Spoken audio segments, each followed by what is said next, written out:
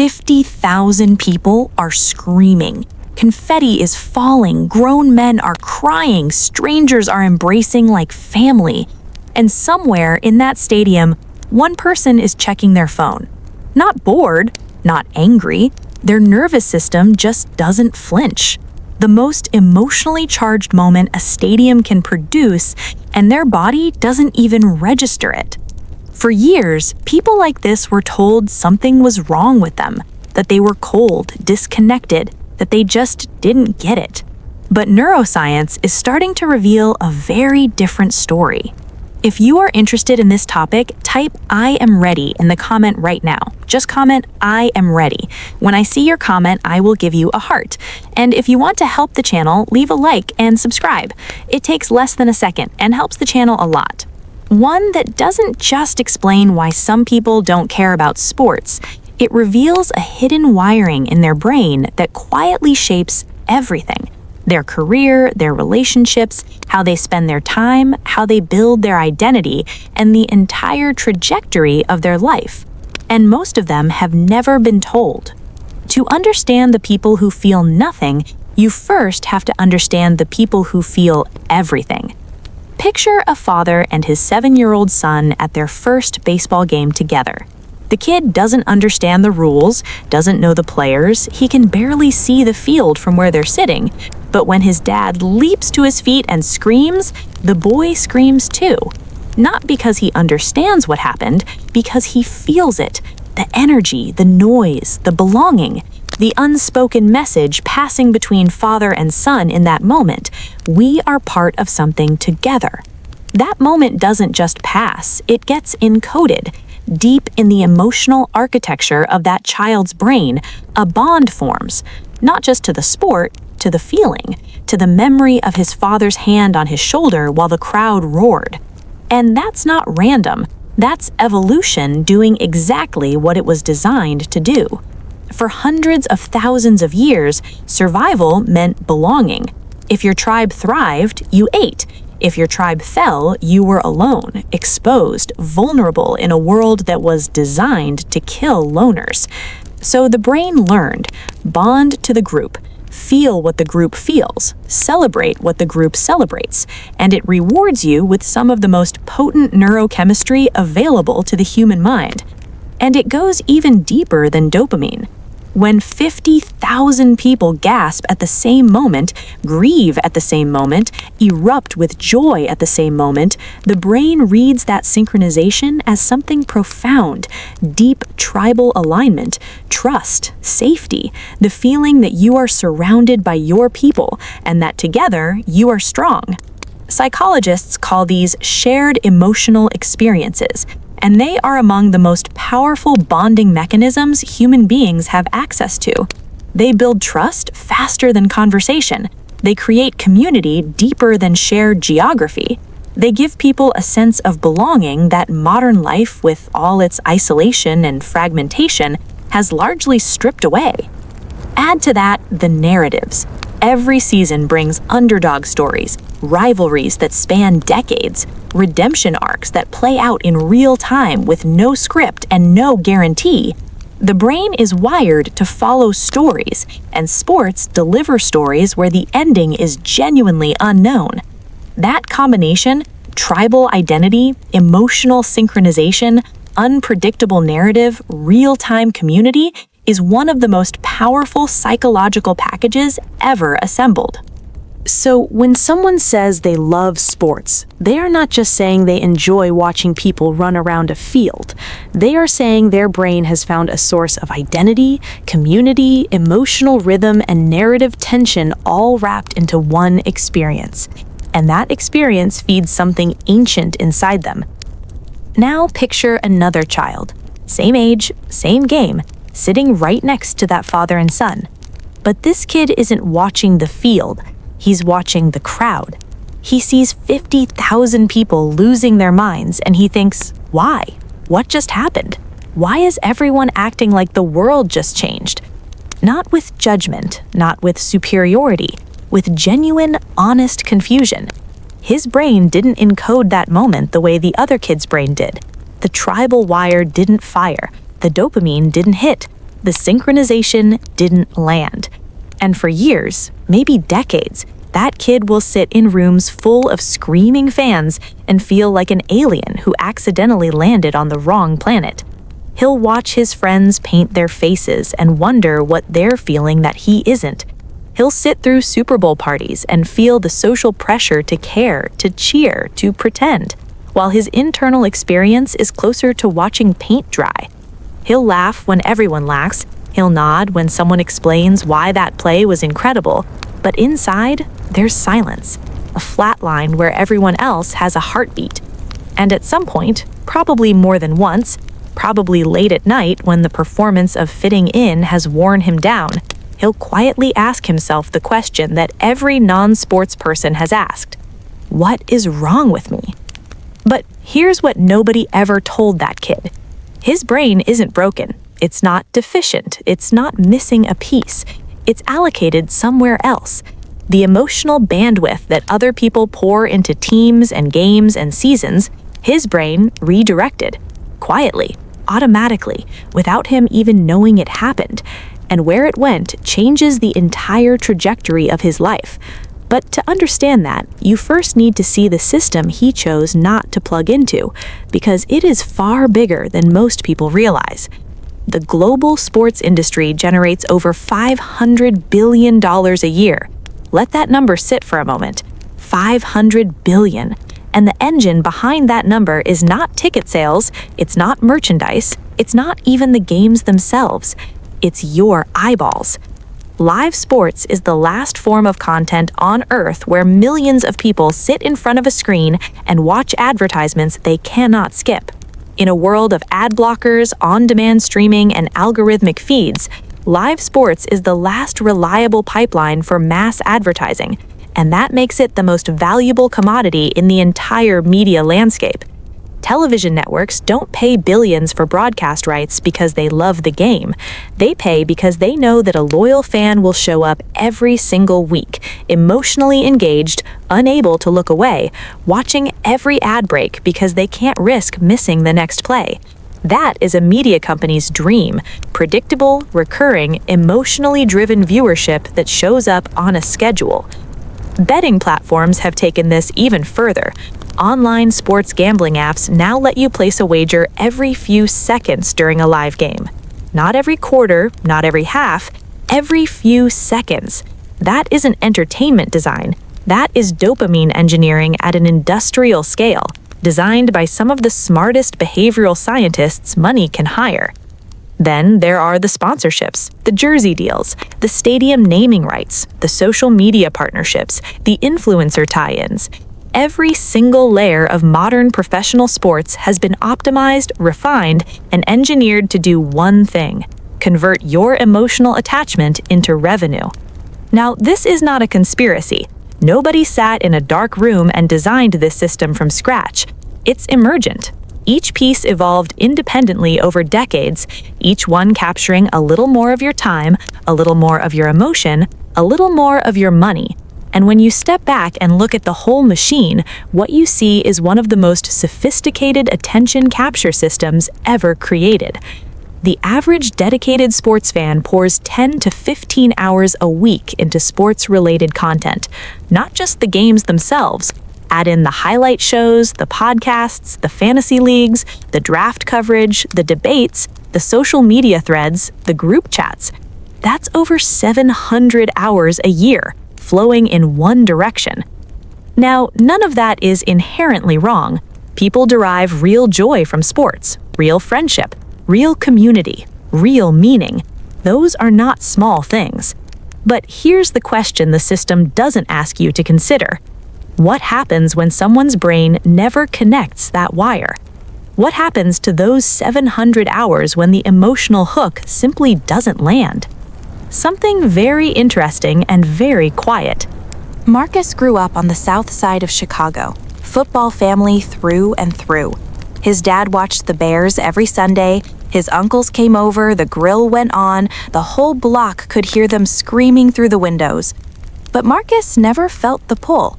While his cousins were arguing about draft picks and defensive formations, Marcus was in his room taking apart a radio to see how it worked. By 15, he taught himself to code. By 20, he was freelancing for small businesses. By 25, he had his own software company. Not because he was smarter than his cousins, not because he had better opportunities, because 300 hours a year that his cousins spent watching the Bears and arguing about the Bears and thinking about the Bears, Marcus spent building. His childhood friend, David, same neighborhood, same schools, same economic background, massive Bears fan, season tickets with his brother, fantasy league champion 3 years running, the kind of guy who can tell you the third-string linebacker's college stats from memory. David is an accountant, solid career, happy marriage, 2 kids who already know every Bears player by name because David took them to their first game last year, just like his father took him. The cycle continues. The tribal wire fires again, 1 generation later. Neither one of them made a wrong choice. There is no villain in this story. But the compound effect of where their attention went, over 10 years, over 15 years, produced very different skill sets, very different opportunities, and very different financial realities. And this pattern is not anecdotal. When researchers interview entrepreneurs, self-taught specialists, and independent creators, a disproportionate number report the same thing. I never really got into sports, I was always doing something else. Not as a philosophy, not as a conscious decision. Their brains simply didn't hook into the sports reward cycle, and the time flowed somewhere else by default. 300 hours a year, 1,500 over 5 years, 3,000 over a decade. That is not a trivial amount. That is a second education happening silently in the background while nobody is watching. Now, if you're one of those people, if you've always been the one who doesn't care about sports, you're probably feeling pretty validated right now. You're probably thinking, I knew it. I knew my time was going somewhere better. But I need you to stay with me, because what I'm about to say next is going to complicate that feeling significantly. Here's what nobody tells the person who doesn't watch sports.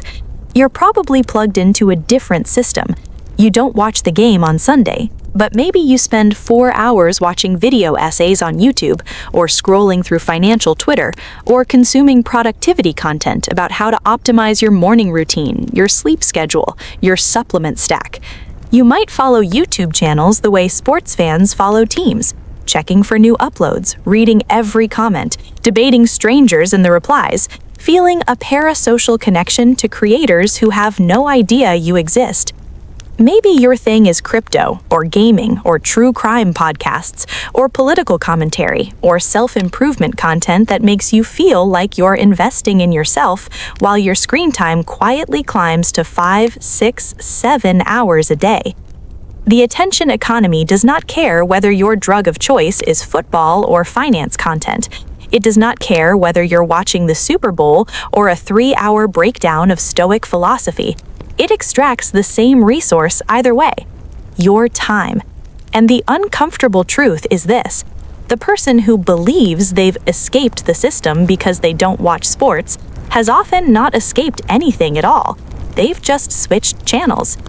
Here's what makes this even more uncomfortable. The sports fan knows they're a fan. They wear the jersey, they own the identity. There is no delusion about what they're doing with their time.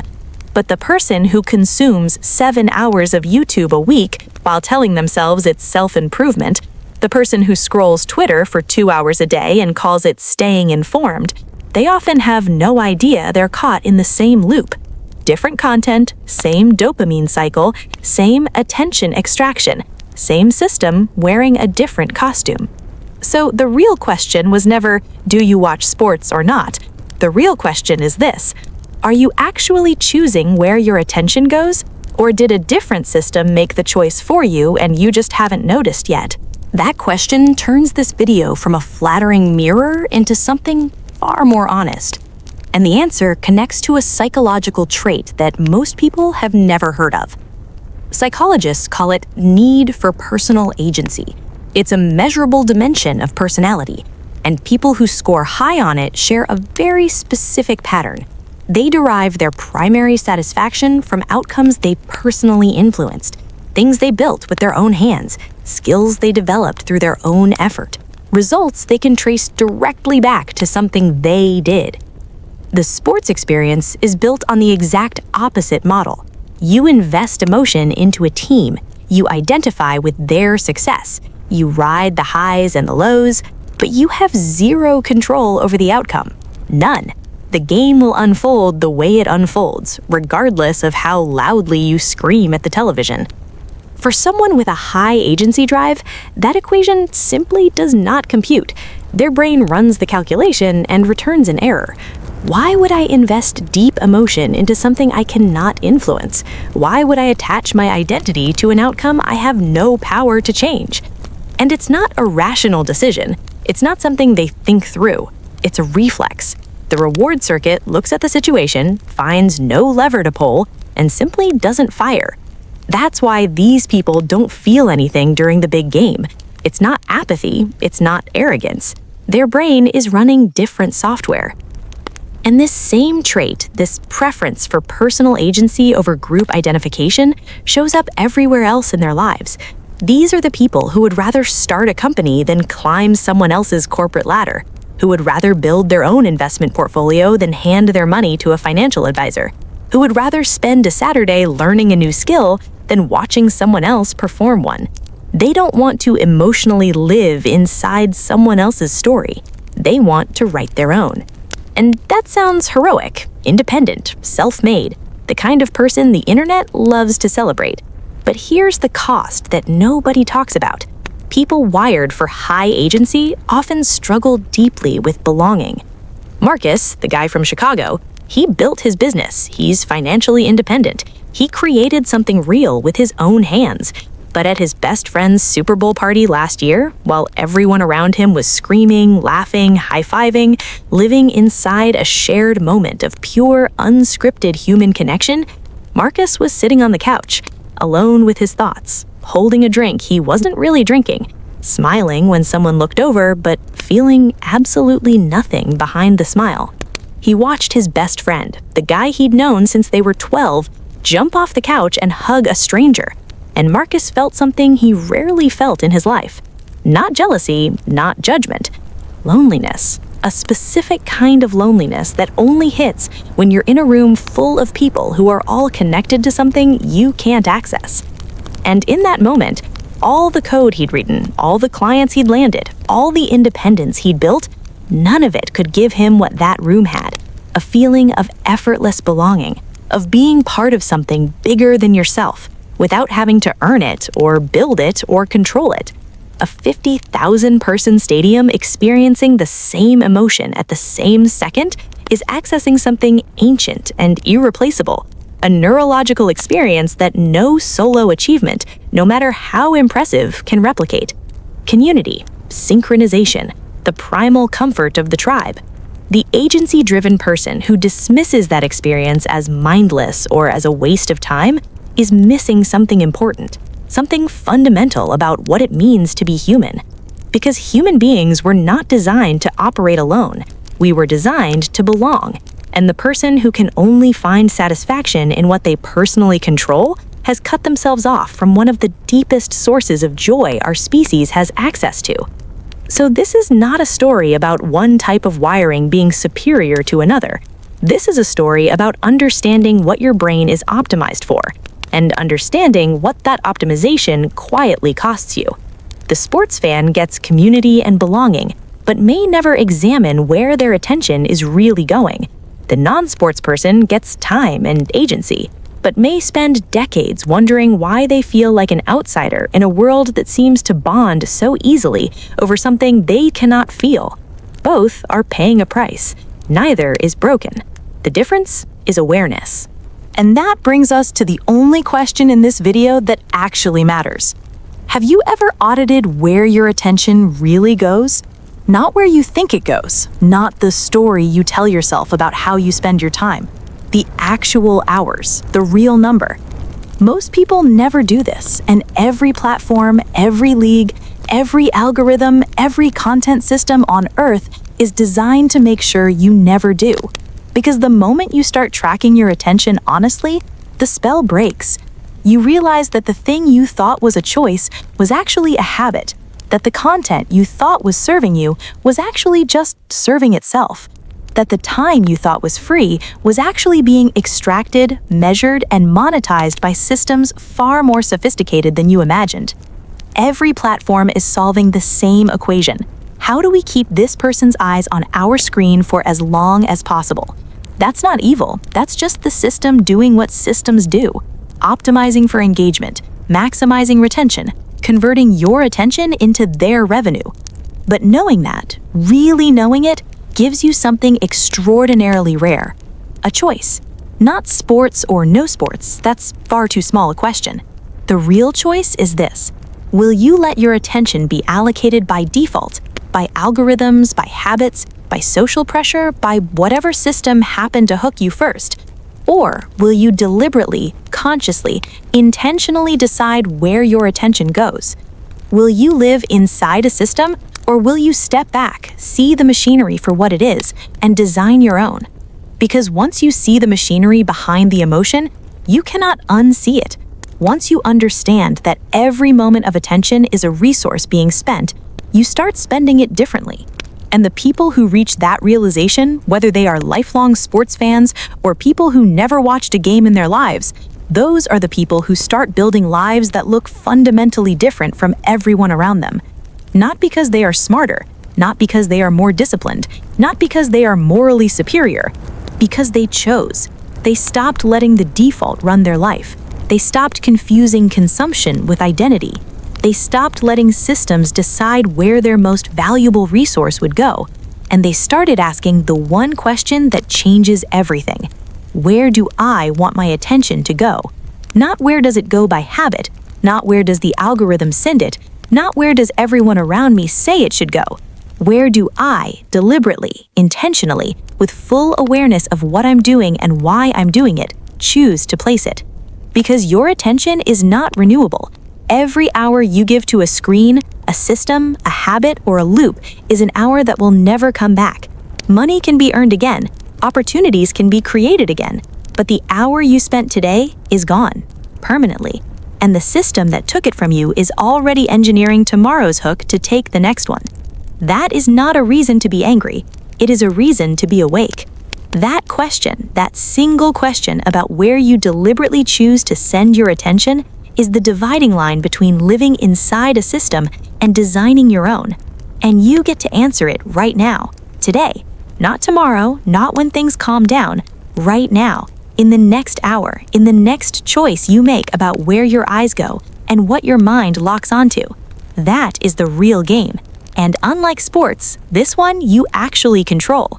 If you've always been the one who felt nothing during the big game, drop outsider in the comments.